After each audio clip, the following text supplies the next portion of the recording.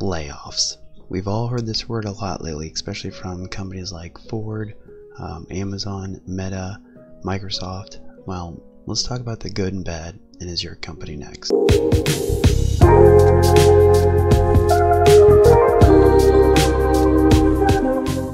A company will establish layoffs and put them into effect to free up cash flow, which will in return increase margins and overall revenue. Layoffs typically last around 6 months, and this is a good way that they can review up to 1 to 2 quarters and track operating cash flow and dive into EBITDA. A company will normally cut millennials and early-in employees. So typically if you have tenure, 5 years plus, and you're in good standing, meaning like no write-ups, HR complaints, you're on time, no punch violations, or your work productivity is above a 90%. Usually you have to have a good work ethic, a high track record of following through and complying, you're on time, and completing all tasks delegated to you as an employee. Hiring is expensive, and many roles are needed. Interviewing, processing, there's third-party background checks, and training. Therefore, freezing, it can boost the cash flow, but it also hurts a company's morale. Younger employees, before older in certain categories, unless you're on the labor side of jobs, it could be the other way around. Most of the time, jobs that are cut and experience layoffs are jobs that are not needed for labor or certain service. Most of the time this is tech.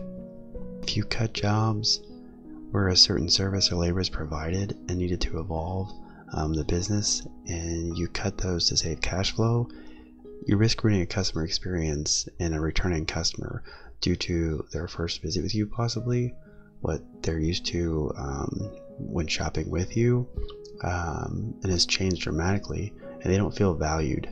The good news is that in 2020 to 2021 we saw like the biggest job shift in the labor market in decades.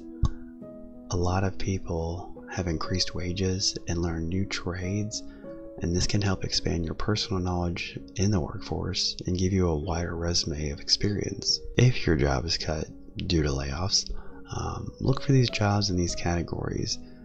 They typically are always needed and have survived layoff recessions in the past. Number 1 would be trades and other specialized services.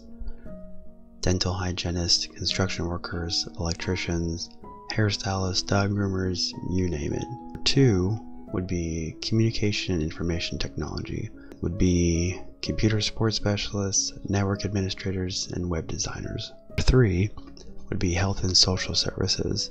That's like child and family therapists or social work, human resources specialists, or even case managers. Number 4 would be financial services, jobs working with insurance, banking, payment services, real estate, mortgages, accounting, investment funds. Last on the list is government services.